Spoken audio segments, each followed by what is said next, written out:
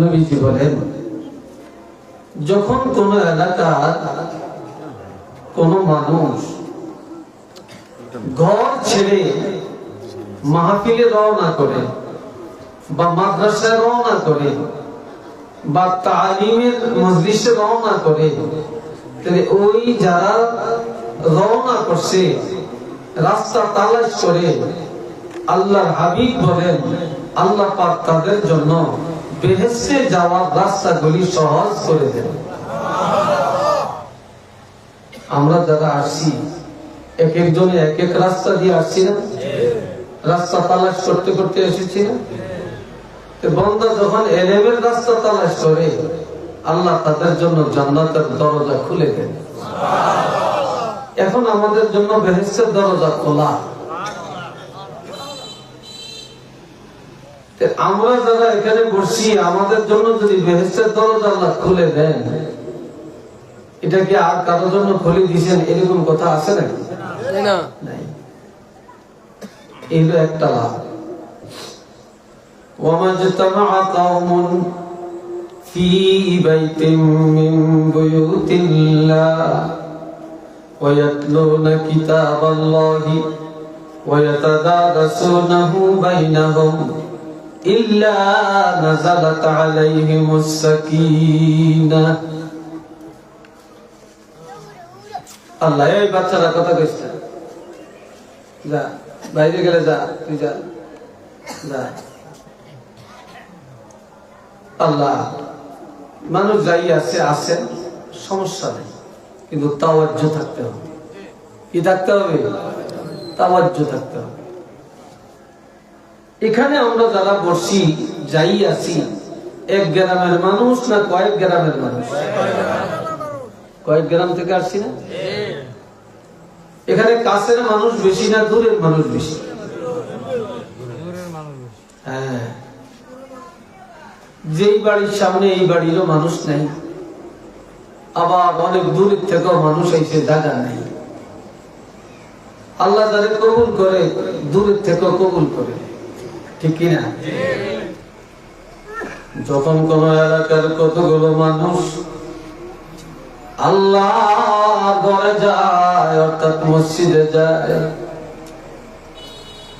অথবা মাদ্রাসা করা যায় অথবা কোন ওয়াজ মাহফিলে একত্রিত হয়ে আল্লাহর কোরআন তেলাওয়াত করে,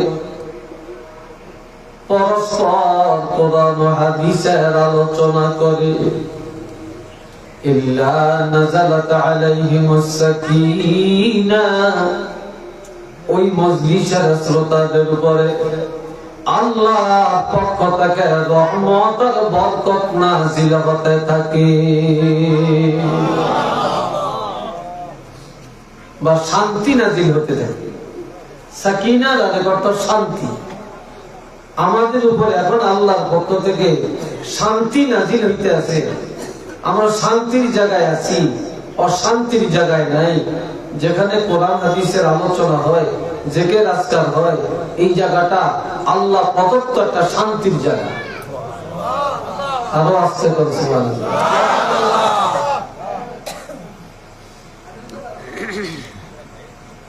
এই কইলাম দ্বিতীয় লাভ। দ্বিতীয় লাভ, ওয়াগাশিয়াতুহুমুর রাহমা, ওয়াগাশিয়াতুহুমুর রাহমা। আমগো চারিদিকে আল্লাহ পাকের রহমতের একটা দেওয়াল হয়ে গেছে।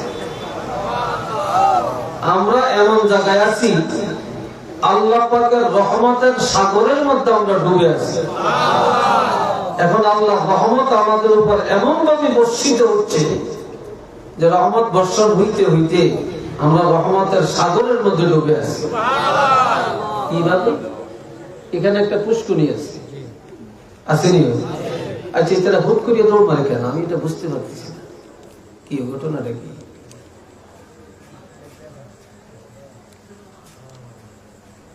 কয়জন মানুষ কি হুট করিয়া দৌড় মারে? আমি এটা বুঝি না। কি আশ্চর্য লাগতেছে।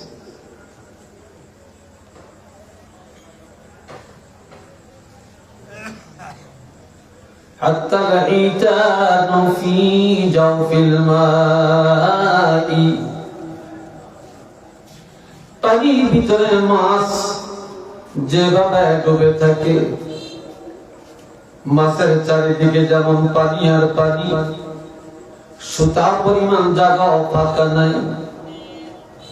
মানুষ যখন কোরআন হাদিসের মাহফিলে বসে যায়, আল্লাহ রহমতের সাগরের মধ্যে এমন ভাবে ডুবে যায় যেমনি ভাবে পানির মধ্যে মাছগুলি ডুবে থাকে।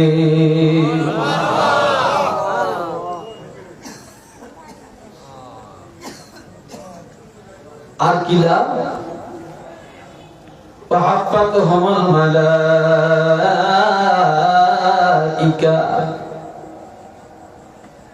এখানে মানুষ ছাড়াও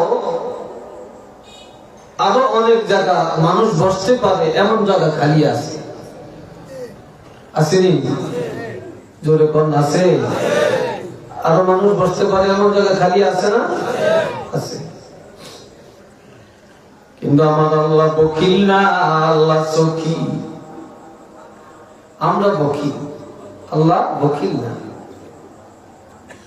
যেখানে বেহেশতের বাগান, একটা জর্দ পরিমাণ জায়গা আমার আল্লাহ খালি রাখেন না। আল্লাহ রহমতের ফেরেশতারা আমাদের সাথে বসে গেছেন, কানায় কানায় ভরে তারা বসে আছেন, একেবারে মাহফিল ভরপুর করে বসে আছে। এরাও ফেরেশতারাও আমাদের সাথে ওয়াজ শুনতেছেন। আর এই ফেরেশতারা আমাদের সাথে খালি জায়গা পূরণ করে যে বসছেন, এরা শুধু বসে শুনে না, এরা দোয়া করতেছে। কি আমরা এখানে যারা আসছি, আমাদের গুনাহ আছে কিনা? জোরে বলেন আছে কিনা? গুনাহ নাই আমার কেউ বলতে পারবেন? এ ভাইরা আমার, ফেরেশতারা আল্লাহর কাছে বলেন, আল্লাহ তোমার এই বান্দাগুলো অসংখ্য গুনাহ বোঝা নিয়ে মাহফিলে আসছে গো আল্লাহ। আমরা ফেরেশতারা তোমার কাছে দরখাস্ত করি, তোমার এই বান্দা গুনাহগার বান্দাগুলো জীবনের গুনাহগুলি তুমি মাফ করে দাও, আর তাদেরকে বেগুনাহ বানায়া বাড়িতে ফিরাইয়া দাও। এই জন্য নবী বলছেন, গুনাহগার হইয়া মানুষ মাহফিলে যায় আর বেগুনাহ হইয়া বাড়িতে। এর চেয়ে লাভের জায়গা আর আসেনি ভাই। আরেকটা লাভ, ওইসব জোরে উড়িয়ে জোরে সারাদিন মনে ধান দাইছে, যুক্তি নিয়েছে না। আমি কি কই আমি খেয়াল নেই, এলে আমি ঘুমাইয়ে ক্লাসে ঘুম যায় কোন ছাত্র যে নাকি শিক্ষকের পড়া বুঝে না বা পড়ার প্রতি আগ্রহ নাই, ক্লাসের প্রতি কি নাই, তারই জোরে নিয়ে আসে। وذكرهم الله في من عنده। এই সময় আমার আল্লাহর নিকটতম রহমতের ফেরেশতাদেরকে নিয়ে আল্লাহ জলসা করছেন। আর এখানে আমরা যারা বসছি, আমাদের নাম ধরে ধরে আল্লাহ জানিয়ে দেন ফেরেশতাদের, আমার অমুক বান্দা অমুক জায়গায় বাড়ি, অমুকের ছেলে, ওই দেখো কিভাবে জান্নাতের বাগানে বসে গেছে রে। তোমরা জানা থাকো আমার যেই বান্দাগুলো জান্নাতের বাগানে বসে গেছে, আমি আল্লাহ পাক আমার এই বান্দাগুলোর জীবনের সগীরা গুনাহগুলি মাফ করে দিলাম। আর তওবা করলে কবিরা গুনাহ আল্লাহ কি করেন? মাফ করে দেন। হাদিসের শেষ অংশে বলছেন, মান বাত্তা বিহি আমালুহু লাম ইউসরা বিহি নাসাবু। কেউ আইবো, কেউ যাইবো, আমরা মিশাইয়েন। আপনারা চাইবেন কার দিকে? সামনের দিকে না হাত দিকে? সামনের দিকে চান, হাত দিকে চান। আর তো ডোক নাই, সরুত নাই, আবা নাই, কাবা নাই, বুঝেননি, ডক সুরুত নেই। আর দিকে চাইলে ঘিনও তো লাগতে হবে। তো আপনারা কত সুন্দর সুন্দর হুজুর, কত ডকের হুজুর মা স্টেজে আছে, অন্তত এনিসিয়া দিকে আমার দিকে চাইয়েন না, আমার কিন্তু সামনের দিকে চাইয়া দিকে। রাজি আছেনি আপনারা? আর কথাগুলি বুঝেননি আপনারা?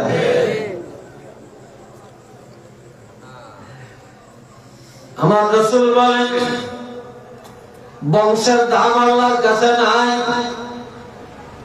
টাকার দাম আল্লাহর কাছে নাই, বড় লোকের দাম আল্লাহর কাছে নাই, নেতার দাম আল্লাহর কাছে নাই,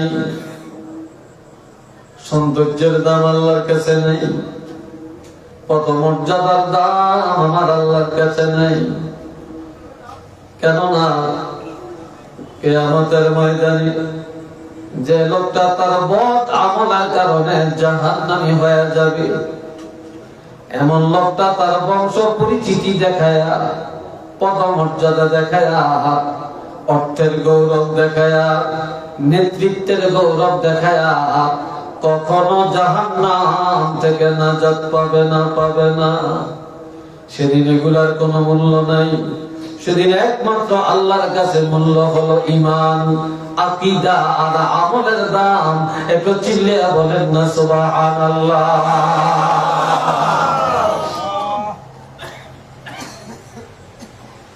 সেদিন কেউই বংশ পরিচিতি, পদমর্যাদা দেখায়া জাহান্নাম থেকে নিষ্কৃতি পাবে না। আর একটা বড় আজকের এই মাহফিলের বড় দাম, এটা কইতেন না, তুইয়া দিয়েছে, তুই না আরেকদিন দাওয়াত দিবি। হ্যাঁ এ ভাই জানে আমার এই এলাকার জিন্দারা যতখানি খুশি, তার চাইতে লক্ষ লক্ষ গুণে বেশি কবরওয়ালারা খুশি। ঠিক নেই? তার চাইতে বেশি কবরবাসীরা খুশি।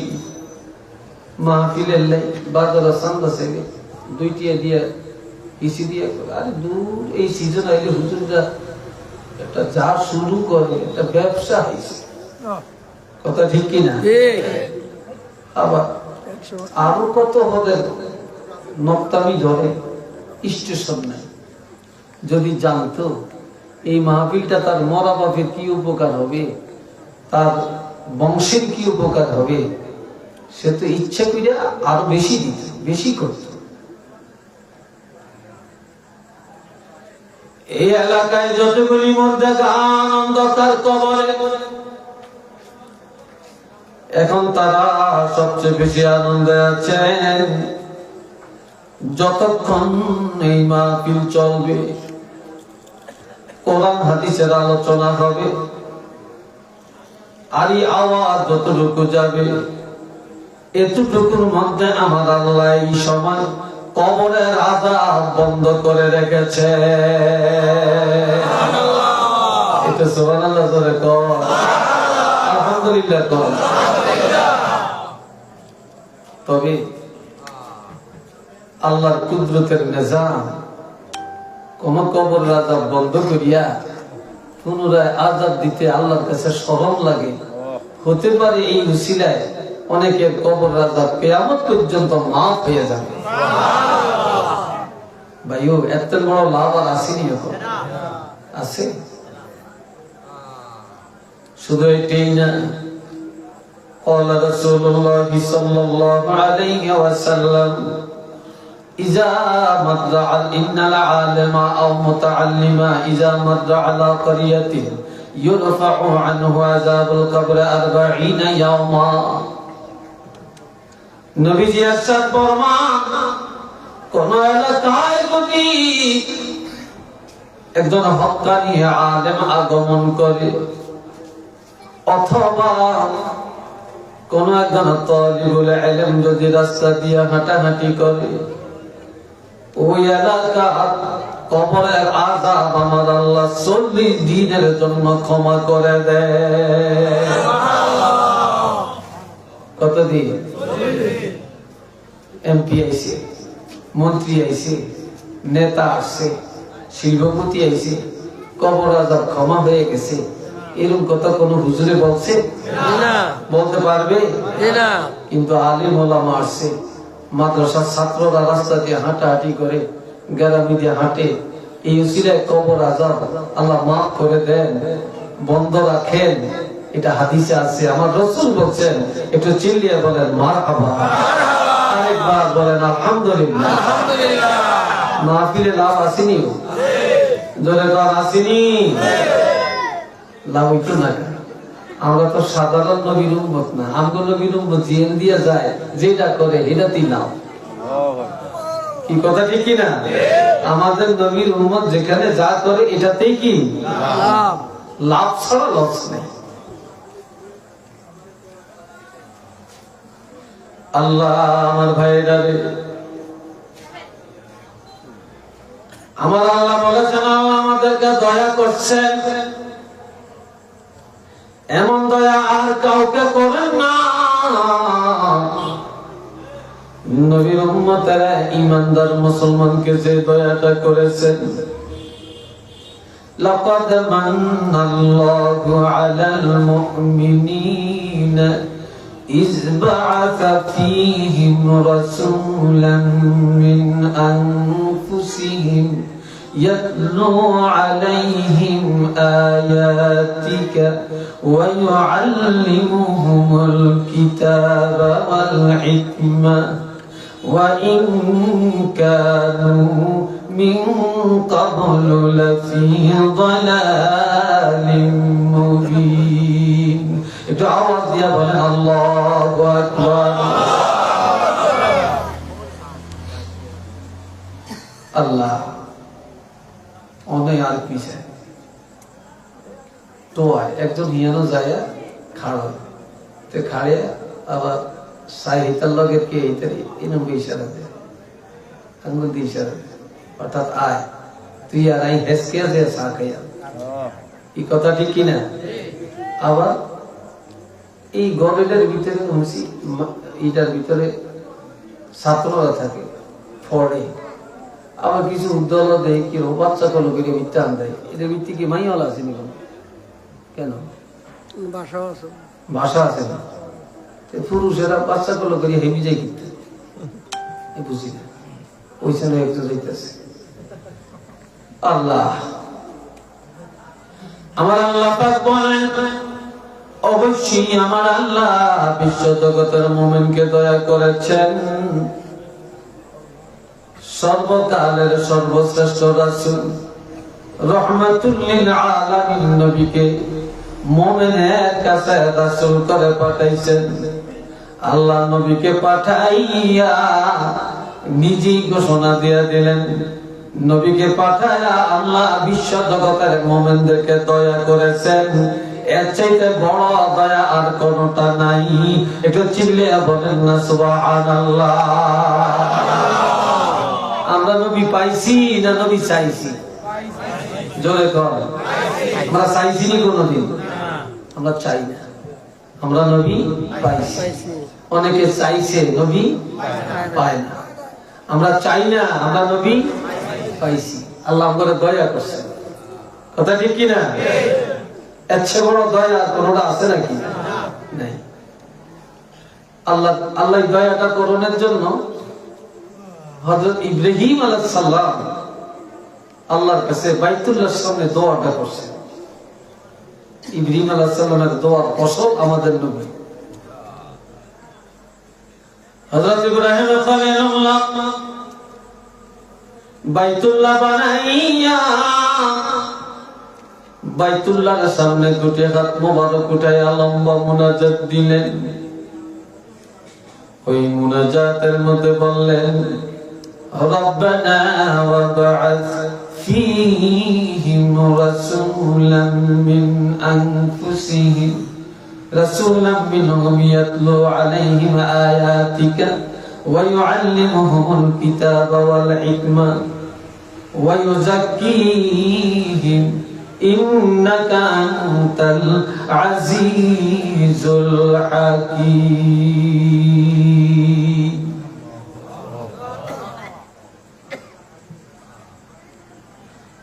أي الله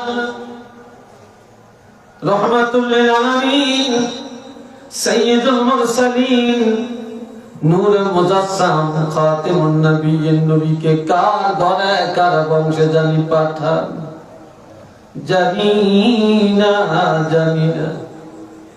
তবে আল্লাহ বাইতুল্লাহকে সামনে রেখে তোমার দরবারে আমি দরখাস্ত করলাম আল্লাহ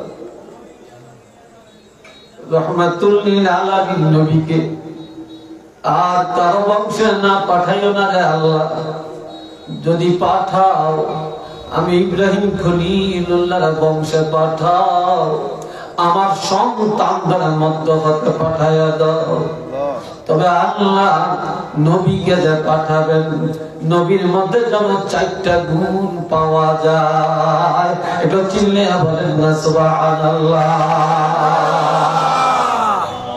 কয়টা 4টা গুণ যেন নবীর মধ্যে থাকে আঙ্গ নবীর গুণ কি 4টা গুণের কোন শেষ আছে তুলনা আছে কুল কিনারা আছে